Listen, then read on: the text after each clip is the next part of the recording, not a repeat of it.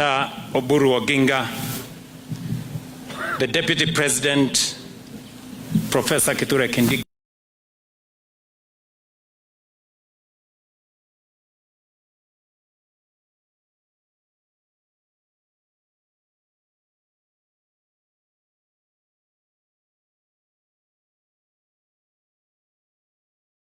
broad-based, because in our midst are governors in our mid-parliament, and their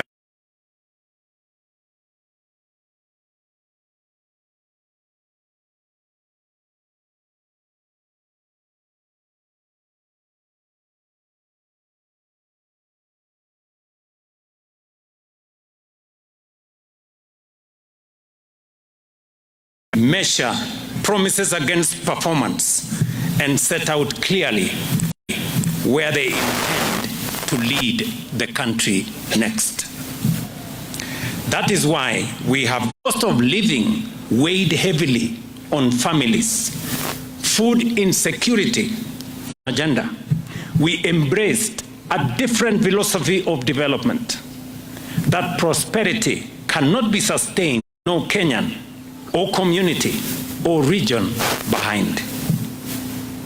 As we begin this march, possible by the collective will of the Kenyan people. Government may formulate policy. Our farmers embraced agricultural reforms. Our parents continue. To the members of parliament and senators gathered here today,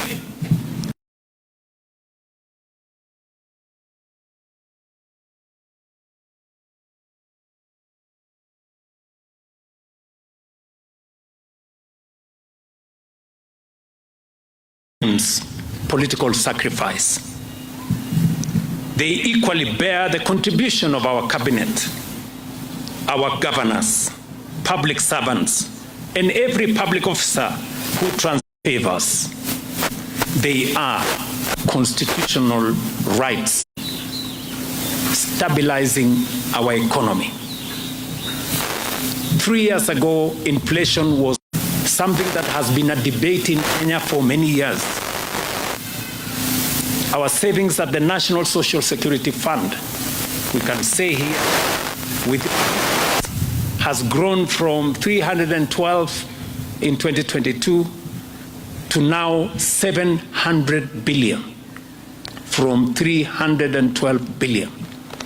Today, we have a bigger saving pool that will underwrite our stability as a nation. In agriculture, we had very scanty data. We had runaway prices of fertilizer. Cartels and brokers and conmen were the order of the day in our agricultural sector. Today, we can face the country with our track record. Fertilizer prices today retail at 2,500 from 7,000. Today, we can say with confidence we have gotten rid of brokers and conmen and cartels in the sugar sector, in the tea sector, in the coffee sector, in our agricultural sector. Our interventions have seen phenomenal growth in our maize production, from 44 million bags to 75 million bags last year. Coffee prices have gone up from an average of 60, 70 shillings a kilo to now 120, 140, 150 shillings a kilo. Same thing with tea. Kenya today has overtaken all the other countries in Africa, and we just picked this year to be the country that produces the most milk in the African continent. We have moved that production from 4.6 billion liters to 5 1.5 billion liters this year. Our sugarcane farmers can tell you with certainty that the confusion that was in the sugar industry is now behind us. Farmers get paid on time. Workers in sugar factories get paid on time. And prices to cane farmers has gone up from 4,700 to 5,500 shillings a ton. On financial inclusion, many Kenyans, 7 million of them, were listed in credit rating bureaus. We have liberated those Kenyans from CRBs and brought them back using the Hustler Fund into the economic sphere. We have lent 90 billion shillings.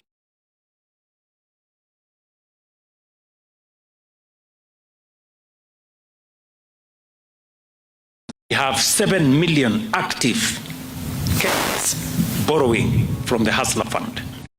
Way beyond them, they too can participate because today SHA has the opportunity to include every Kenyan.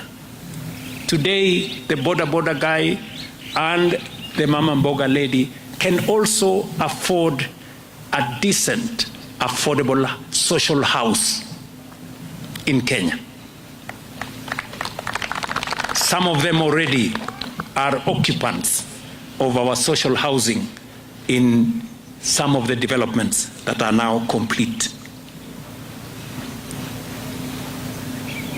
123,000 young Kenyans have received a boost of 50,000 each one of them to promote their businesses using the Nyota program.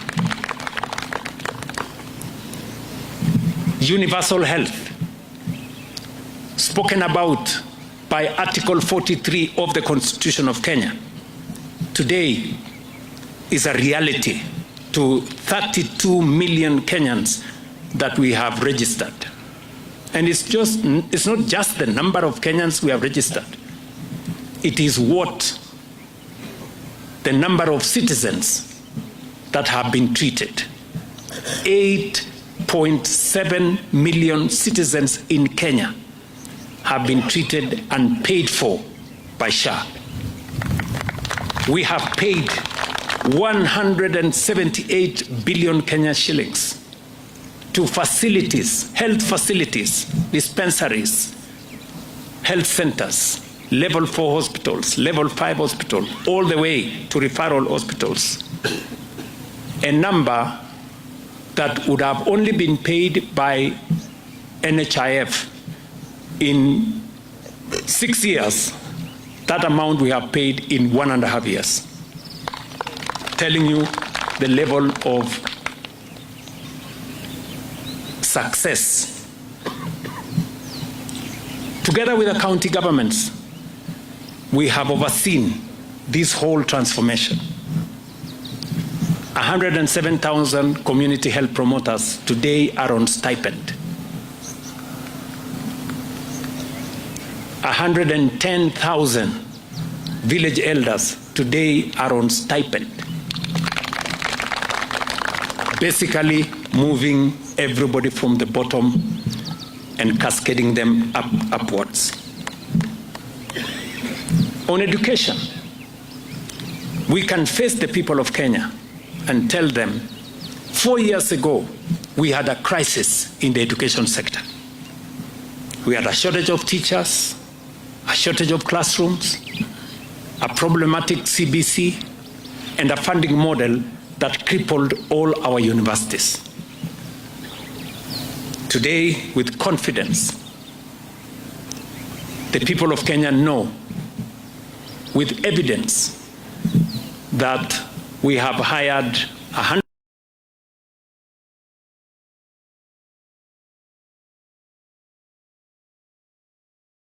100,000 . 100,000 23,000 classrooms together with our members of parliament and other partners.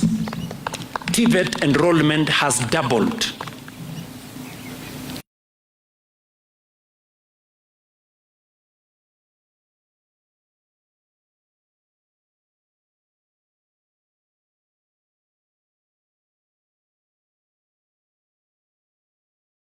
Confidence and evidence that our new funding model is changing what the experience in our university.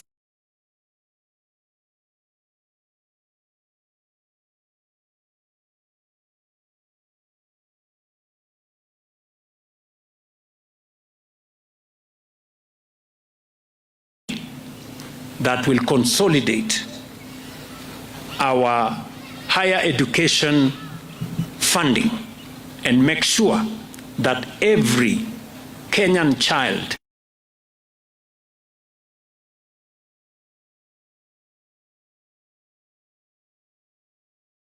education, and that no Kenyan child going forward, once we pass this legislation and we have learning, because in any case we need their professionalism, their talent,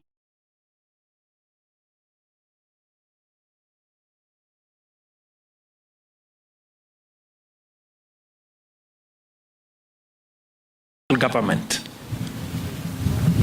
Today, of the 320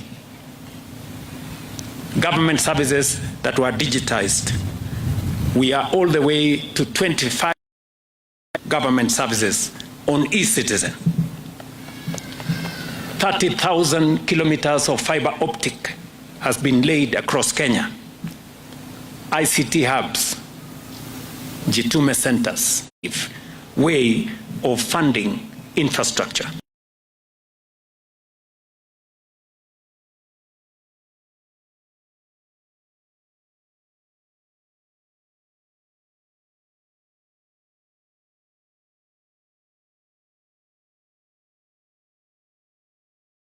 In Naivasha,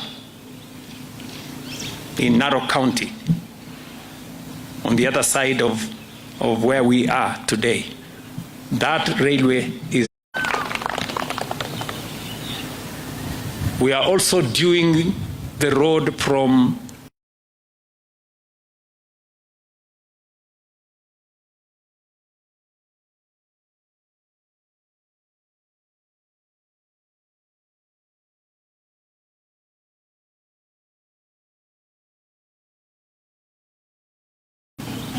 and for those of you who will use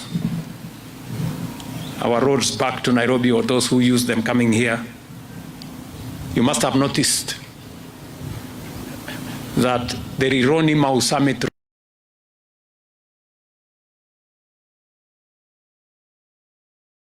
are many other roads in the Republic of Kenya.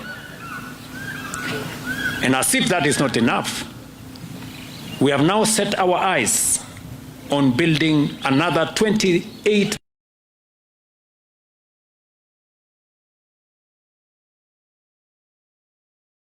fund to provide resources in an innovative way to mobilize domestic and foreign resources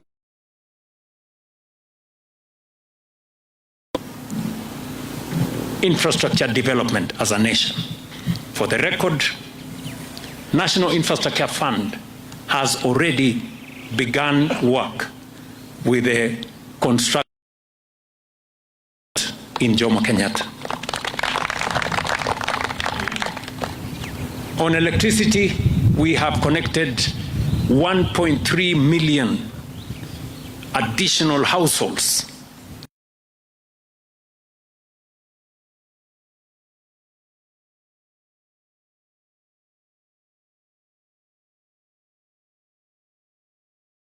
Different spaces, including sports infrastructure. You are all aware that there are 32 stadia undergoing construction in Kenya.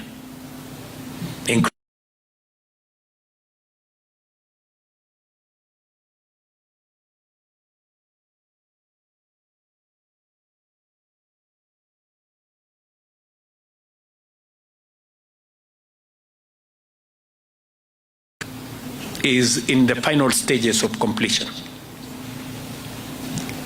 That will be among the most modern conference facilities in our region.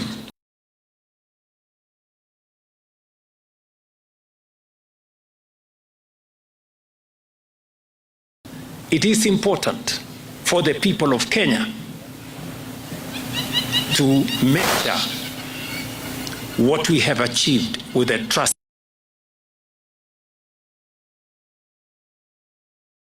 These achievements tell a simple story of a people whose resilience made progress possible, a government that honored its commitments, a parliament that gave reform legislative force, and a public service that turned policy into results.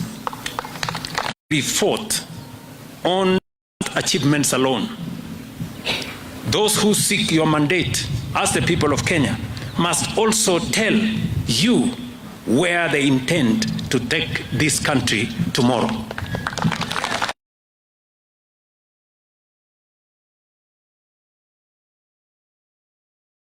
And engaging with different leaders, I challenged our nation in my State of the Nation address last year to confront a larger question.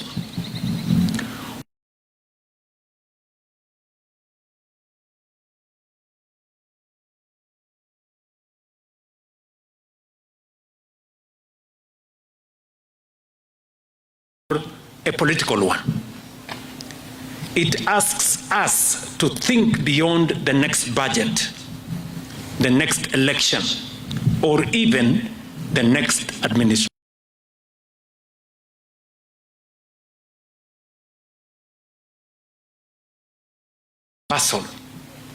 Education is world class. No family goes hungry. Every home has clean water.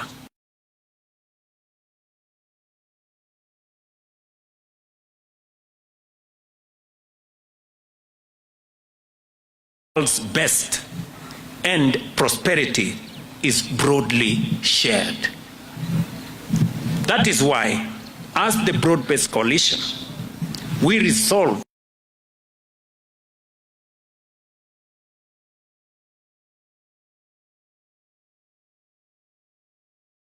May 12th, this August. We believe Kenya's future cannot be designed by government alone, parliament alone, or political parties alone. It must be shaped by you, the people of Kenya, by your aspirations, experiences, and hopes for the future. Our Constitution provides the compass. Over the past 15 years, Kenya has made substantial progress in deepening democracy, entrenching devolution, strengthening constitutional institutions, defending the rule of law, and expanding political freedoms. We must continue to protect the gains we have made. But our Constitution equally speaks to development. It guarantees health care, education, adequate housing, food, clean water, social security, and human dignity. These too are constitutional rights. Kenya does not have to choose between governance and development. We must deliver both. Protect liberty while creating opportunity. Deepen democracy while accelerating development. We therefore invite all of you to participate as the people of Kenya in the national conversation. Farmers and workers, young people, businesses and professionals, universities, faith communities, civil society, political parties, and every citizen with an idea about the Kenya we should build together. We shall consult together.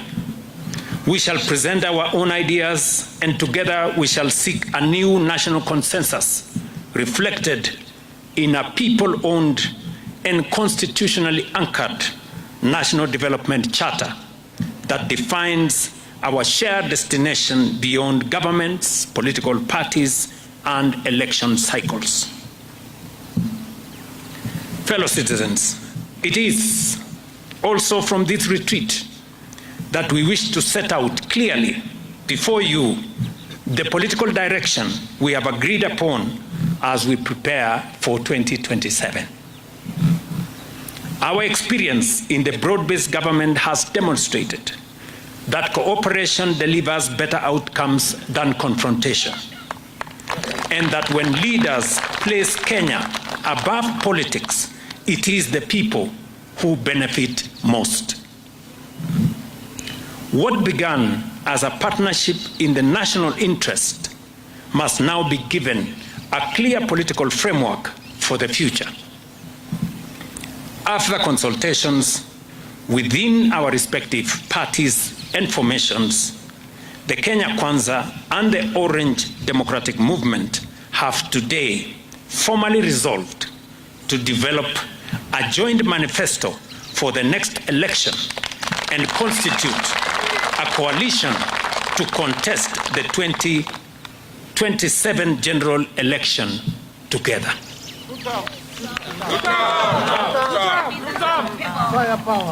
This formalizes the political partnership we have built and gives it a clear mandate to consolidate the progress we have made, carry the reforms underway to completion, and present to the people of Kenya a common program for the next phase of our national transformation.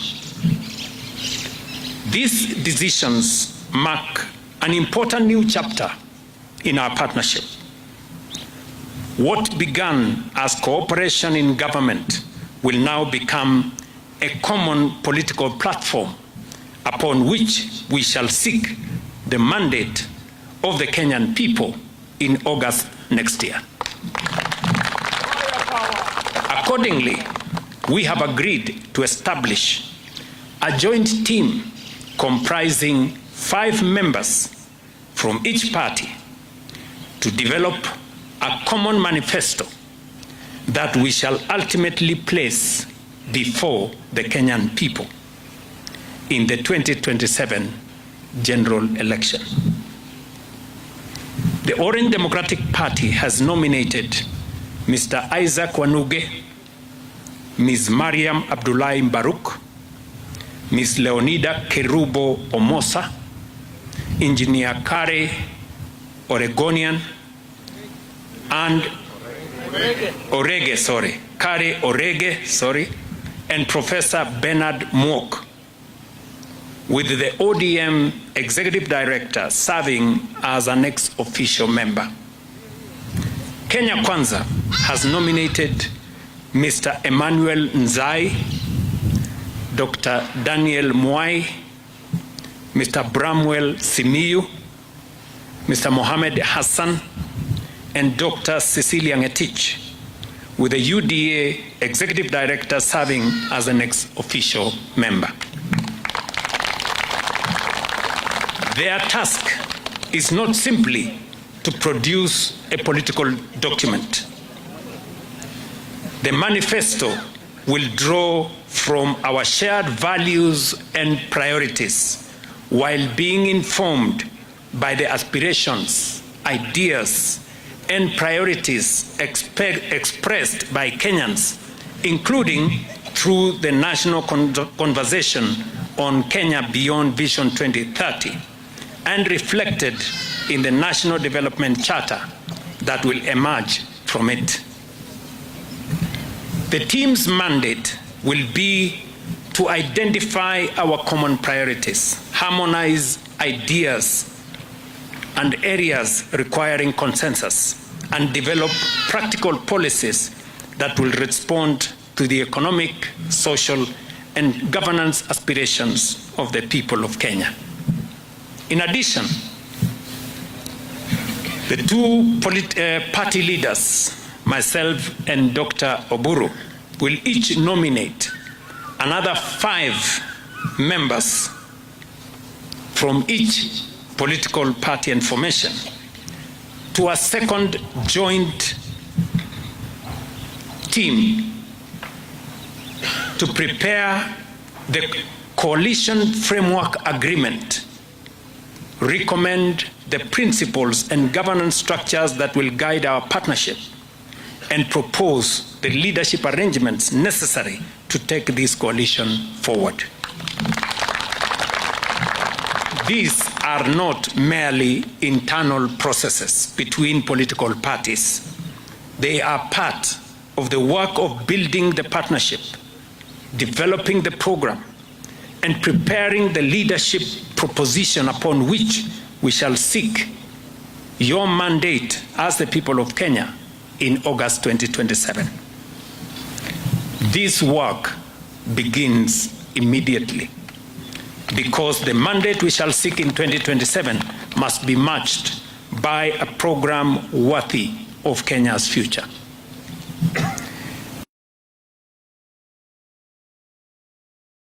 Thank you, the people of Kenya, for your resilience through many reforms, for your confidence when difficult decisions had to be made, for embracing change, and for proving once again that the strength of Kenya has always resided in her people. And to the members of Parliament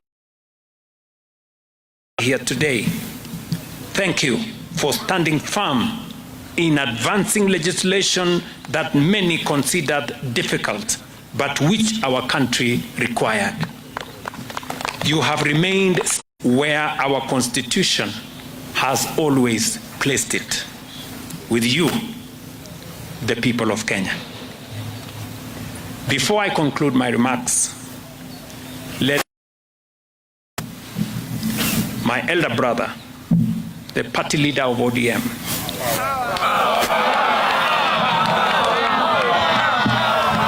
the power man himself,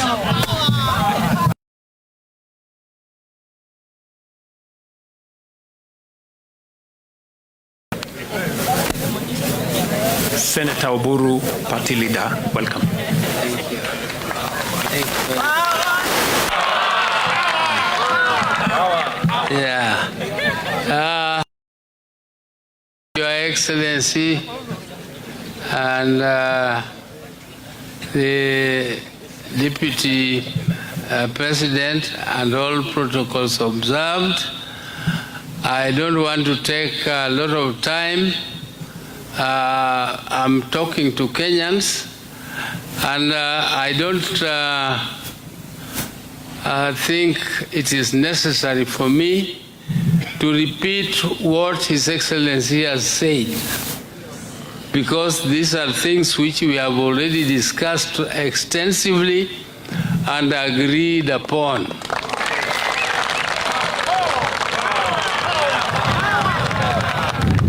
And therefore, I don't want to speak more. But our party, ODM, is not a weak party. We came to this coalition not because we are unable to fill a presidential candidate, not because we are not prepared up to grassroots. We are the largest party. Up to grassroots, we go up to polling stations. And we joined the government because we did not want our country to be taken over through demonstrations, the government to be changed through demonstrations. We want our country, the government of Kenya, to be changed through a democratic process, through the ballot box. It must be changed by Kenyans and all Kenyans through the ballot. And therefore we came in to stabilize the government And at that time, my late brother was still the party leader of ODM, Raila Amolo Odinga. It is very, very unfortunate that we lost him at a time when we had just started this broad-based arrangement where we came in consciously body to stabilize the government. And when we came in, we have been working, and they are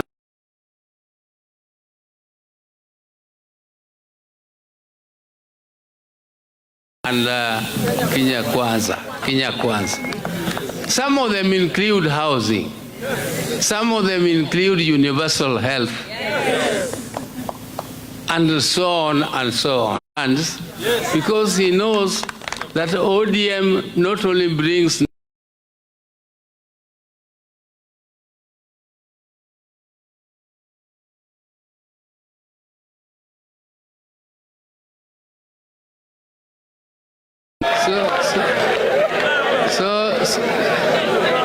So I want to say that the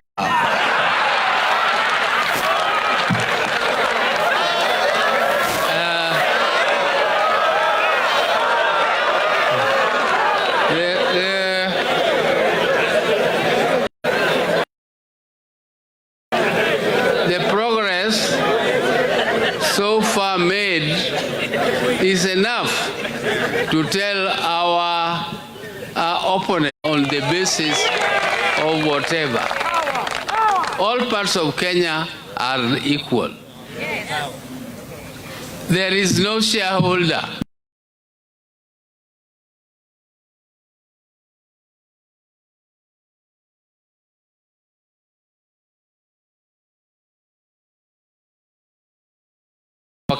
Our country must be democratic.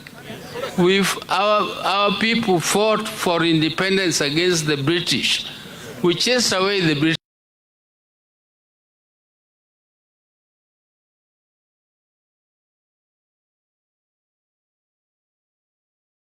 And that economic liberation is what led us to multi-party democracies, and that is what also led us to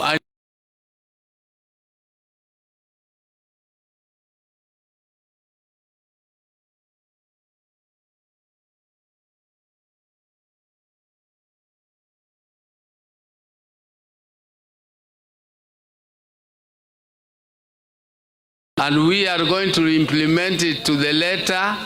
We are going to follow the Constitution and make sure that our people get. He has summarized them very well.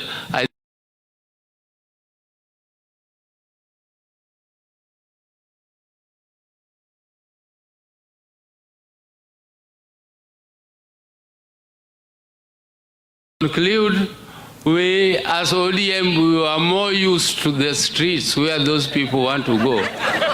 We knew how to carry the sufurias better than them. To have an opportunity. There's no party in this country which is formed to be in the opposition. All political parties are formed to be in what? Wow.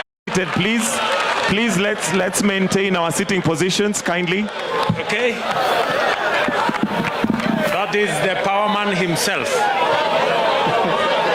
So thank you very much, ladies and gentlemen. I guess we are going